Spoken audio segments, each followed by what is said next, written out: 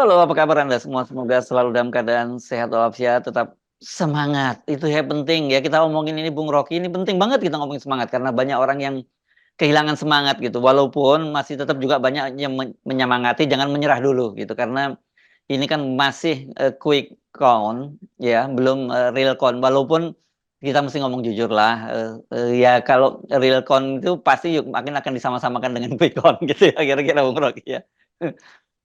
Iya, ini satu era atau satu satu momen di mana orang seolah-olah pergi pada Hmm.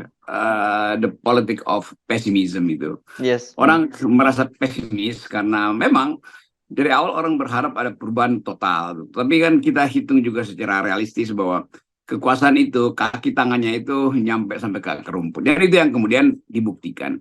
Tetapi bagi sebagian Gen Z terutama yang menginginkan ada semacam pengkondisian untuk era mereka, itu betul-betul kecewanya itu eksistensial. Karena mungkin bagi kita yang udah berapa kali mengalami atau menemukan keadaan politik yang amburadul, udah anggap bahwa ini pola yang harus kita lalui dulu supaya Indonesia bisa jadi bersih. Tapi bagi Gen Z yang tiba-tiba ada di dalam suasana pertarungan ide, membaca politik dari media massa, berupaya untuk menilai dirinya sendiri dalam arti peran apa dia ke depan, tentu kecewa tuh karena merasa bahwa kalau begini itu artinya kita masih akan dipimpin oleh Presiden Jokowi sebetulnya. Kira-kira begitu poinnya kan. Jadi bagi mereka yang menang itu adalah Jokowi bukan Prabowo tuh. Walaupun kita tahu bahwa Prabowo tentu punya strategi yang lain tuh, tetapi dari perspektif elit kita bisa katakan tentu SBY misalnya punya cara tertentu untuk menemani Prabowo supaya uh, faksinya Jokowi jangan terlalu banyak ada di dalam kabinet Prabowo. Demikian juga Jokowi tentu ingin memastikan bahwa jangan ada PDIP di situ. Itu adalah cara elit melakukan kalkulasi sekaligus transaksi politik. Tapi kacamata Gen Z lain lagi. Bagi mereka, mereka ingin ada kepastian bahwa mereka bisa ikut di dalam pertandingan ide untuk 2029 nanti. Nah, ini mereka yang kecewa, yang tidak melihat ada peluang bahwa pikiran Gen Z ini bisa diwakili oleh Gibran, bahwa pikiran Gen Z ini bisa dimengerti oleh pemerintahan yang baru tuh. Jadi ide tentang novelty, ide tentang kebaruan itu sebetulnya yang memungkinkan kita berharap pemerintahan berikutnya atau pemerintahan yang sudah terbentuk secara quick count hari ini memahami kecemasan Gen Z ini. Jangan sampai apatisme Gen Z ini justru menggerogoti ide untuk menghasilkan kembali Indonesia. Entah itu Indonesia emas atau Indonesia berpikir. Tapi faktanya adalah bahwa Gen Z hari ini bukan sekedar kecewa, kehilangan politics of hope. Dan bagi mereka itu bisa jadi mereka brain drain akhirnya pergi ke luar negeri, nggak mau lagi peduli dengan Indonesia, menganggap bahwa ada Indonesia udah nggak ada harapan. Ini soal baru setelah pemilu selesai, ada soal baru yaitu memilih masa depan di Indonesia atau pergi ke luar negeri. Ini bahayanya karena tuntunan ide, tuntunan rencana itu dibatalkan karena bagi mereka nggak ada gunanya pemerintah yang akan datang kalau unsur-unsur Jokowisme itu masih di dalam. Jadi kan dalam bahasa mereka nih, kalau bercandaan mereka kemarin itu kan istilahnya kayak capek-capek sekolah hukum, dipimpin oleh pelanggar hukum, kan gitu. Itu yang dan macam-macam istilahnya. Itu menggambarkan betapa mereka merasa bahwa percuma dong ya, gua sekolah-sekolah bagus, susah payah menuju sekolah bagus, tapi akhirnya bahwa kita harus realistis bahwa dipimpin oleh seorang politisi yang ya kita mesti jujur dari sisi ini kan banyak sekali anak-anak yang cemerlang ya di sekolah kampus-kampus ternama begitu Bung Rocky yang merasa terus apa dong anunya gue dapat nilai tambahnya gue dengan dipimpin orang-orang seperti itu gitu. Itu saya kira itu poin karena beberapa jam lalu saya bertemu dengan beberapa dosen yang bukan dosen, guru SMA yang mulai merasa apa yang akan mereka terangkan besok pada murid-murid mereka yang di semester lalu bertanya tentang masa depan, yang berupaya diterangkan bahwa akan ada perubahan, bahwa Indonesia akan masuk di dalam perselisihan ide yang bermutu. Nah, bagi anak-anak SMA ini yang menuntut keterangan karena mereka menjadi pemilih pemula dan sebagian justru sedang berupaya untuk mempelajari apa sebetulnya artinya jadi pemilih pemula, itu mulai kecewa kan.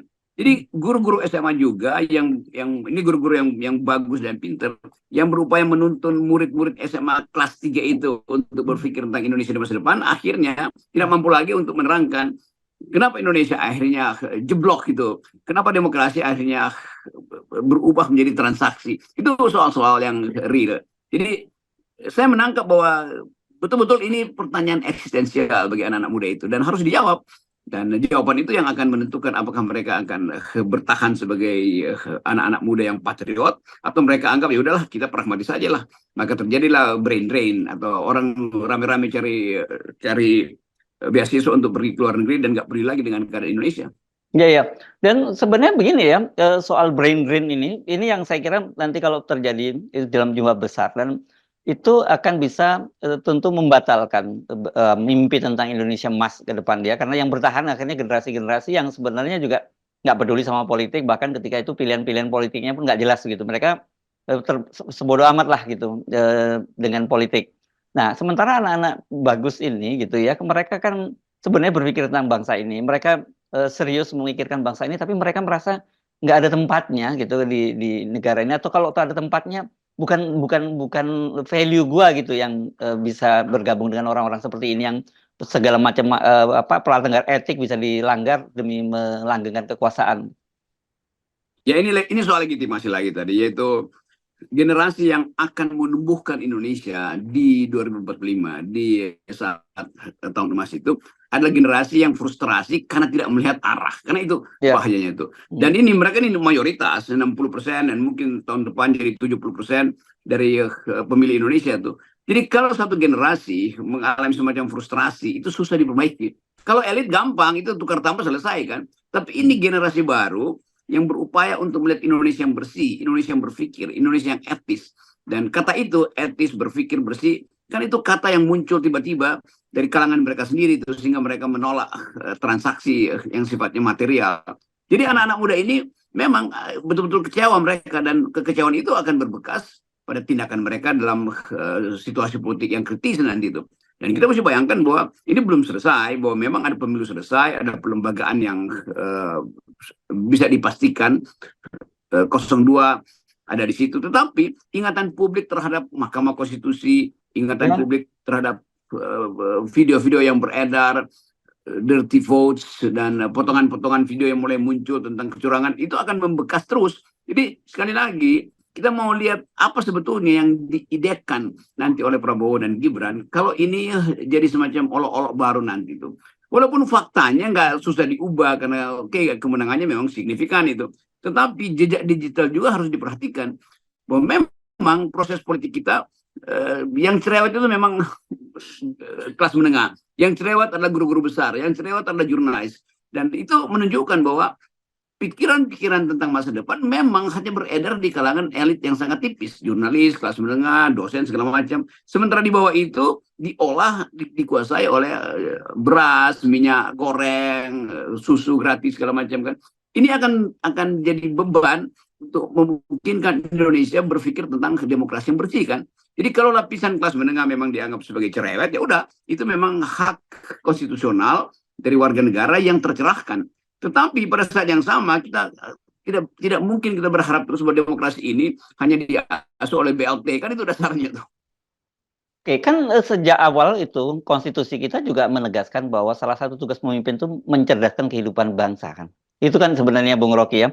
Tapi dengan cara seperti tadi itu, dengan mereka tetap melanggengkan politik-politik yang bansos dan sebagainya, ya ini sebenarnya justru mereka ini tipikal pemimpin yang ingin tetap bangsa ini bodoh, dan dengan begitu mereka mudah manipulasi. Ya ini poin kita, karena dianggap bahwa itu kan demokrasi hanya kecerewetan sejumlah orang kan. Ya.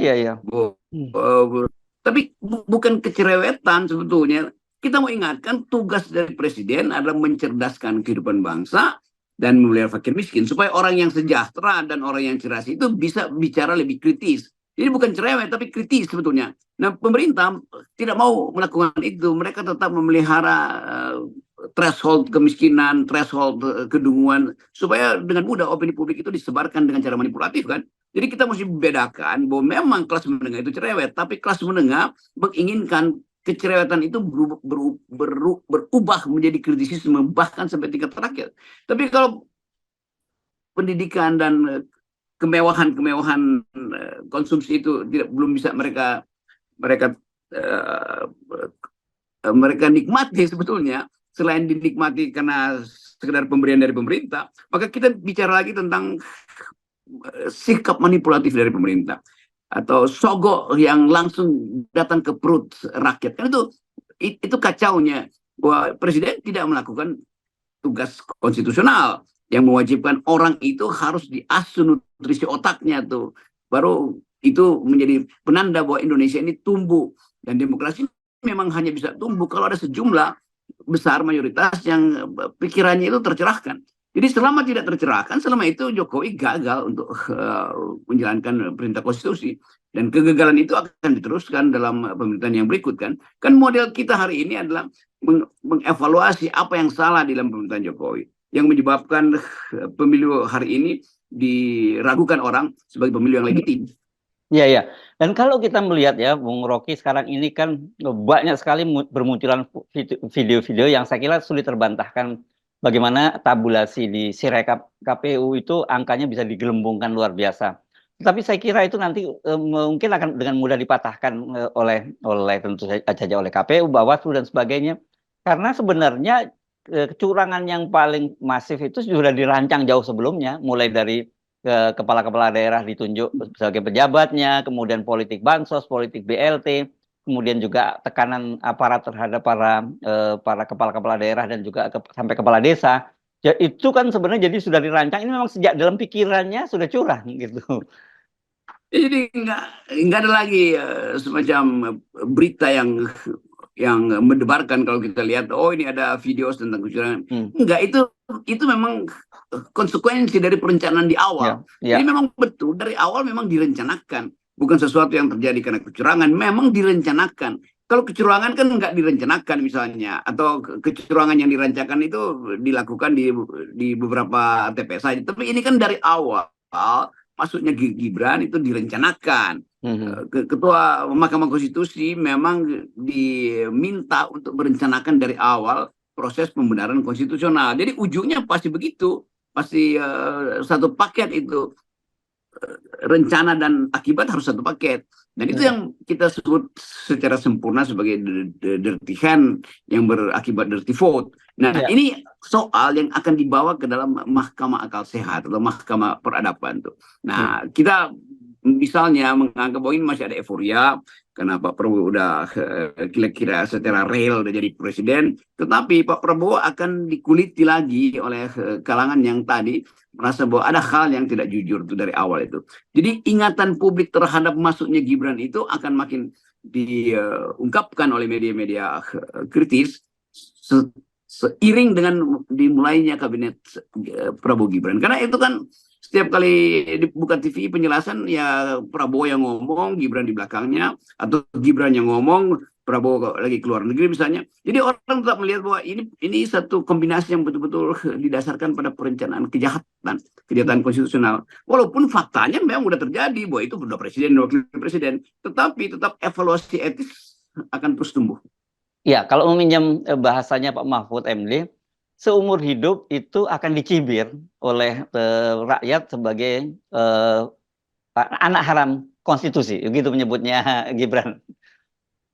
Iya, itu Pak Mahfud mengucapkan itu karena kemarahan sesaat dia. Padahal dia seharusnya marahnya mesti struktural. Kan dari awal kita minta supaya Mahfud kan orang yang tahu dari awal bahwa ada kecurangan, tetapi dia masih mau bermain di wilayah kecurangan. Itu juga ngaco kan. Jadi buat apa Mahfud ngomel untuk sesuatu yang dia udah tahu tuh? Masih ada kesempatan, masih tolak aja hasil pemilu kan. Gak usah tanda tangan BAP misalnya kan. Itu lebih bermutu daripada mencaci maki sesuatu yang dia tahu dari awal akan begini kan. Itu konyolnya kawan saya Mahfud MD. Ya, dan ini kalau Pak Jokowi ya kita nggak terlalu kaget karena dia menyatakan jangan teriak curang-curang. Kalau laporkan ke Bawaslu dan Mahkamah Konstitusi, ya ilah, masih yang ngomong Pak Jokowi lagi. Ya itu artinya seperti juga kalian jangan bilang curang ke saya tuh, lapor ke anak buah saya. Anak buah saya juga udah saya suruh cara menjawabnya tuh. Kira-kira begitu. Jadi ini kan insider trading di antara KPU, Bawaslu dengan Jokowi sendiri itu. Dan kita tahu bahwa semua pejabat KPU, Bawaslu itu sebelum diangkat selalu sowan ke presiden, sowan ke partai-partai. Kan itu intinya. Kan ini bukan tokoh-tokoh seperti di awal KPU 98 atau 99 yang betul-betul akademisi bersih itu. Kan ini nggak begitu tuh. Ini kan semua pencari nafkah yang ada di dalam panitia pemilihan umum hari ini. Ya. Jadi karena tadi disinggung soal laporan ke Bawaslu dan ke Mahkamah Konstitusi, kalau nantinya kemudian akhirnya Prabowo dan Gibran dilantik sebagai presiden dan wakil presiden, kita jangan terkejut kalau Pak Anwar Usman yang dipecat oleh Majelis Kehormatan Mahkamah Konstitusi akan kembali sebagai ketua Mahkamah Konstitusi, karena sekarang kan dia sedang menggugat di Pengadilan Tata Usaha Negara, Bung Rocky. Jangan dianggap sepele, itu jangan dianggap bercanda juga loh, bisa serius ini. Saya kira serius, konsekuensinya begitu. Begitu Gibran terpilih, maka dengan sendirinya problem etisnya tidak terdapat, tidak terduga kan. Kan poinnya adalah karena problem etis maka Gibran mestinya tidak terpilih. Tetapi nanti Mahkamah Konstitusi akan pakai prinsip apa namanya nih, greatest happiness for the greatest number itu. Prinsip-prinsip yang sifatnya membenarkan. Jadi atas dasar kemenangan Gibran maka akan dianggap bahwa rakyat menerima itu. Jadi nggak ada problem etis loh, maka berhak pamannya itu dipulihkan lagi. Nah soal-soal semacam ini yang orang bingung lagi loh. Kok begitu cara berpikirnya? Ya karena memang itu intinya kan. Jadi memang ditunggu kemenangan Gibran supaya kesalahan Pak Usman itu, pamannya itu dipulihkan. Jadi akan ada pemutihan kesalahan. Yes, makanya saya kira kalau ditambah semacam itu, kita tidak terlalu terkejut. Anak-anak Gen Z yang cemerlang itu bisa makin bingung dan mereka merasa mungkin makin tidak ada harapan dengan bangsa ini. Iya, anything goes. Semua hal akhirnya harus dipulihkan demi kepentingan pembersihan nama Pak Usman dan Pak Gibran yang sekarang jadi wakil presiden misalnya. Tapi itu ada prinsip-prinsip yang utilitarian. Asal berguna maka harusnya dinyatakan sebagai benar. Jadi bagi kita berguna itu benar itu bukan karena berguna. Benar itu karena di dalamnya tidak mengandung kesalahan. Kan mestinya begitu kan. Tapi bagi rejim benar itu karena berguna. Dan itu bahayanya kita masuk dalam pragmatisme yang dangkal maksud saya. Tetapi tetap sejarah akan mencatat film apa namanya, film Dirty Hand ini akan Dirty Food, bukan Dirty Hand, Dirty Food, atau Dirty Things. Iya, Dirty Mind itu, dari Dirty Mind pada Dirty Hand, lalu berakhir di Dirty Food. Ini akan jadi film standar di dalam LSM atau periode tertentu. BEM nanti akan putar film itu setiap kali ada penerimaan mahasiswa baru. Jadi akan bersaing di situ. Diskurs dari kekuasaan yang menganggap ini adalah legal dan diskurs masyarakat sipil melalui film Dirty Vote itu mengatakan bahwa iya itu legal, tetapi sebetulnya di dalamnya cacat moralnya tinggi sekali. Jadi masalah kita adalah kita mau percaya sistem elektoral atau kondisi moral yang menyebabkan bangsa ini rusak. Oke, jangan pernah kendor semangatnya ya Bung Rocky untuk memperbaiki Indonesia ini ya. Iya, ini masa kegelapan misalkan sedikit panjang, tapi selalu ada harapan bahwa kita bisa pulihkan kembali kekacauan atau kedunguan-kedunguan hari-hari ini. Oke, makasih Bung Rocky ya. Yes.